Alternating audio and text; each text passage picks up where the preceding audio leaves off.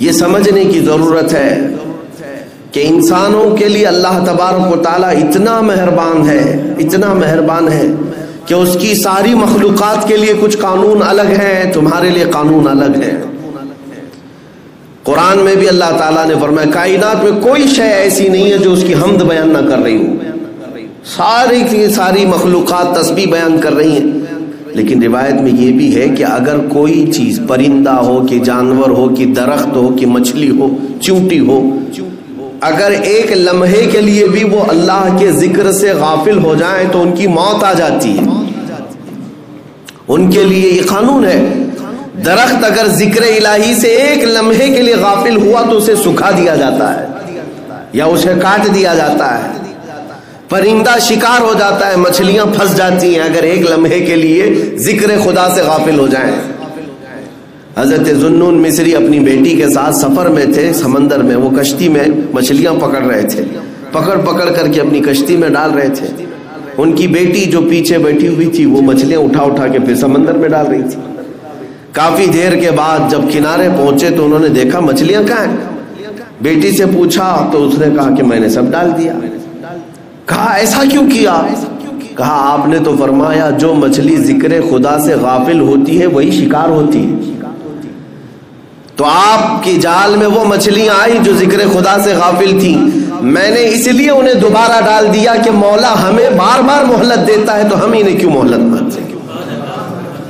اب اندازہ کریں، میں یہ بات اس لیے عرض کر رہا ہوں کہ ان ساری مخلوقات کے لیے قانون تو یہ ہے کہ وہ اگر ذکر خدا سے غافل ہو جائیں تو مر جائیں، جل جائیں یا کٹ جائیں، لیکن اے انسانوں ہمارا حال یہ ہے کہ اس خدا سے غافل رہنے والے کو بھی وہ کھلا رہا ہے، عبادت کرنے والے کو بھی کھلا رہا ہے۔ گناہ کر کے بھی انسان جی رہا ہے، نیکیاں کر کے بھی جی رہا ہے، یہ اس کی مہربانی اور رحمت ہے انسانوں پر خاص۔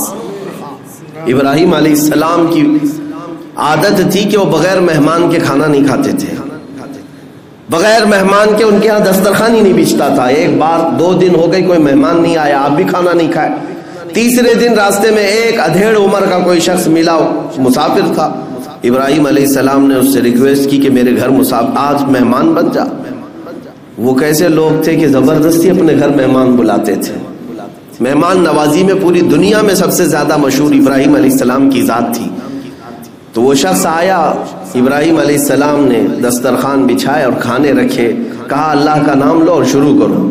تو آنے والے نے کہا میں اللہ کو نہیں جانتا اور نہ ہی میں مانتا ہوں، میں اللہ کا نام لینے والا نہیں ہوں۔ تو ابراہیم علیہ السلام نے دسترخوان کھینچ لیا اور کہا اٹھ کر جا تو چل، اس لیے کہ میرے گھر کا ہر لقمہ اللہ کے نام سے ہی جائے۔ دسترخوان کھینچ لیا، وہ شخص چلا گیا۔ رب تبارک و تعالیٰ کی طرف سے وحی آئی، ابراہیم آج تمہارے دسترخوان پر اس نے میرا نام نہیں لیا، تم نے دسترخوان کھینچ لیا، پچھلے 50 سال سے وہ میرا نام نہیں لیتا، میں ہر وقت اسے کھلا رہا ہوں۔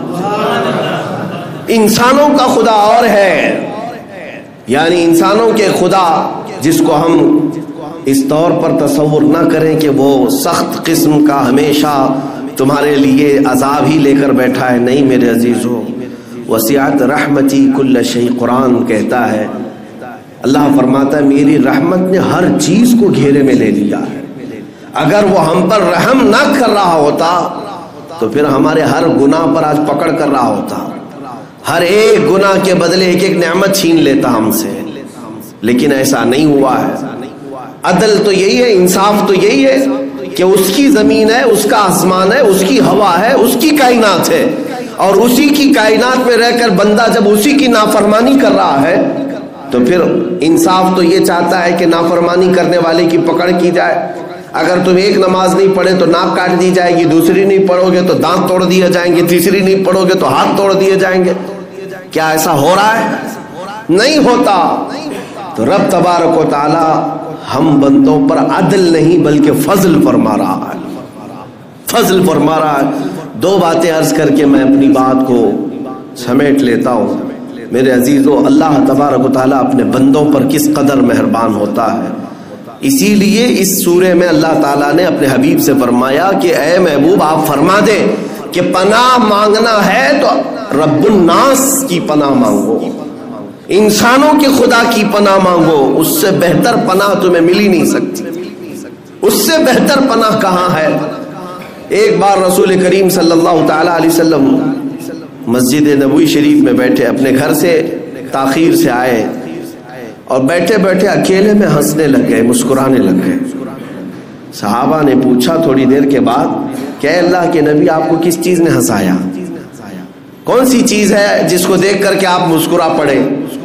वो रहते हैं इस खाकदाने गीती पर, लेकिन जलवे देखते हैं पूरे आलम कायनात के। वो हर चीज उनकी नजरों के सामने है। हुजूर अकरम सल्लल्लाहु अलैहि वसल्लम ने फरमाया, अल्लाह तबारक व तआला ने मुझसे कहा, ऐ महबूब, क्या तुम मेरे बंदों के दरमियान होने वाला फैसला देखना चाहते हो? तो मैंने कहा, हाँ मौला, दिखा तेरा फैसला कैसे है। तो रब तबारक व तआला अपने बंदों के दरमियान जो फैसला कर रहा था वही बात मैं देख रहा था। सहाबा ने पूछा, क्या फैसला है? कहा, एक बंदा उठाया गया और अल्लाह तबारक व तआला की बारगाह में जब पेश हुआ तो उसने मुकद्दमा कर दिया, अल्लाह की बारगाह में दावा किया कि मौला फला आदमी के ऊपर मेरा कर्जा बाकी था, फला आदमी के ऊपर मेरा हक बाकी है, उसने पैसे मेरे लिए थे, फला चीज लिया था लेकिन दिया नहीं मुझको, मुझे आज हक चाहिए। रब तबारक व तआला पर उस बंदे को भी उठाता है जिसने इसका हक मारा था, वो भी उठा, वो नेक आदमी था लेकिन कुछ इसके पास रह गई थी उसकी चीज। तो अब ये मुतालबा करने वाला शख्स अल्लाह से कहता है, मुझे हक दिला दे मेरा। रब ताला फरमाता है, यहाँ तुझे क्या चाहिए? पैसे तो मिलेंगे नहीं, मौत के बाद न पैसे हैं, न चेक है, न ट्रांसफर है, कुछ नहीं है, क्या है? ये बंदा कहता है, मौला उसकी नेकियां मुझे चाहिए, उसकी नेकियां मुझे चाहिए। तो रब तबारक व तआला इंसाफ फरमाता है, उस बंदे की सारी नेकियां उठा करके इसको दे दी जाती है। फरिश्ते सारी नेकियां मुंतकिल करते जा, इसलिए कि हक अभी अदा नहीं हो रहा है। अब ये मुतालबा करने वाला जो शख्स था फिर कहता है, ए रब्बे जुल जलाल, मेरा हक तो पूरा नहीं हुआ, तो अदल करने वाला, इंसाफ करने वाला बादशाह है, मुझे और हक चाहिए उस बंदे से, उसने मेरा हक लिया है दुनिया में।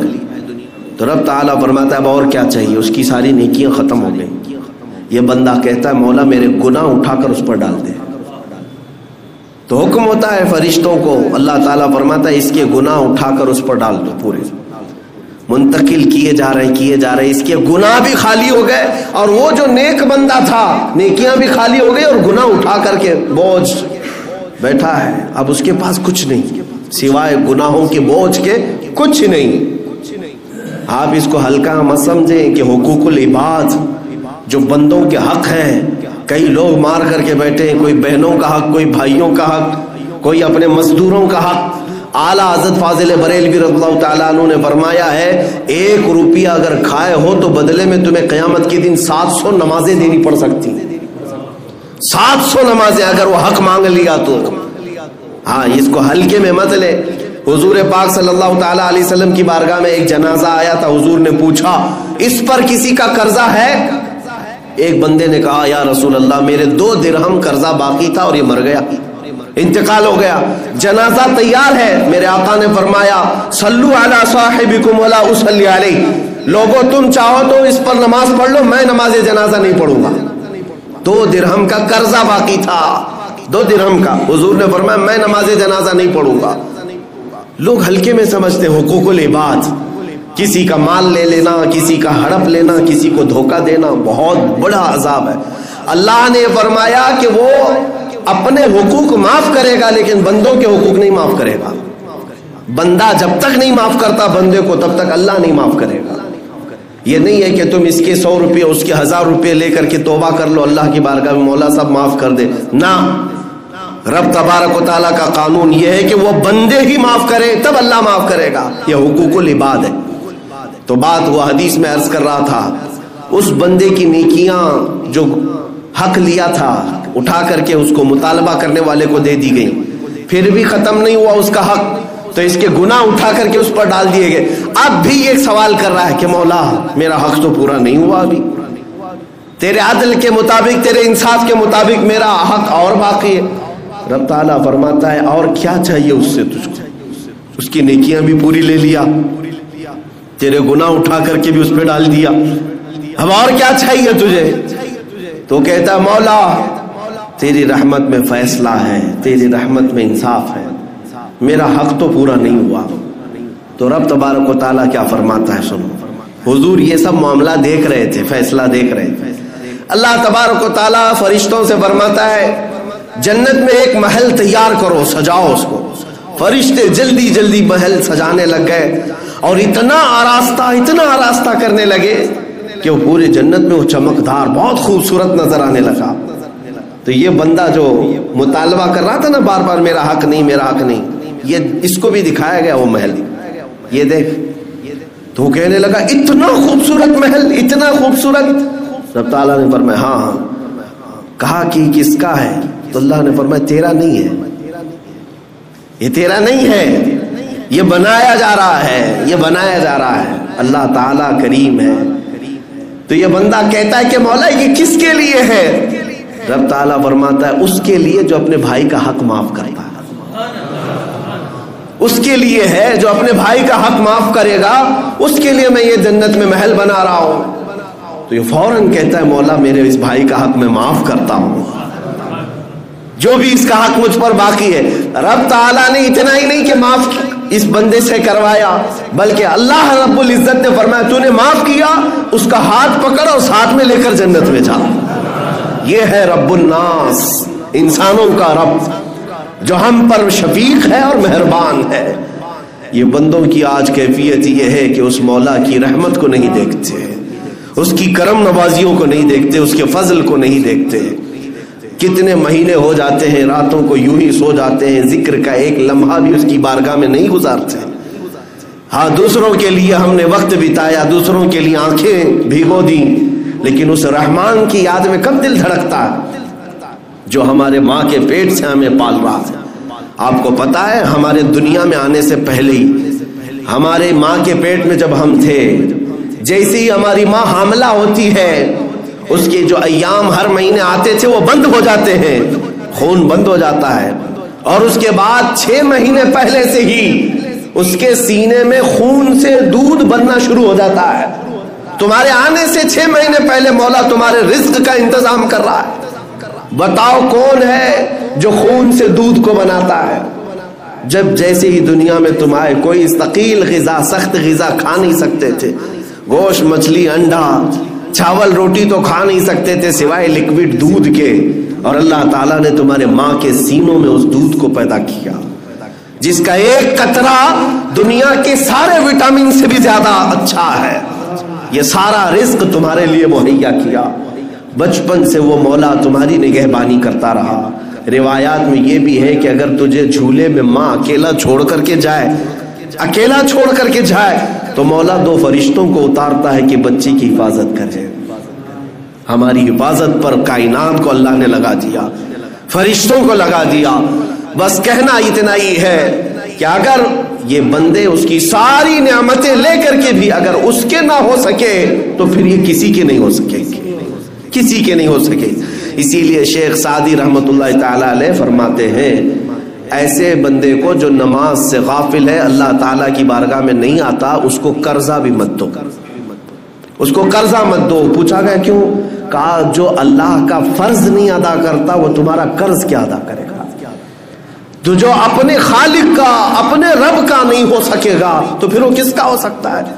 اس لیے میرا میسج صرف اتنا ہے کہ اس بھری کائنات میں ہمارے دکھوں کا، ہمارے دردوں کا مداوا کوئی کر سکتا ہے تو وہ رب العالمین ہے، وہ مالک ذوالجلال والاکرام ہے۔ اس لیے ہمیں اللہ رب العزت کی طرف پلٹ آنا چاہیے، اس کا خوف سینے میں رکھو، اس کی محبت بھی سینے میں رکھو۔ وہ تمہیں خواہ مخواہ عذاب کا ایک ذرہ بھی نہیں دے گا، کبھی نہیں دے گا۔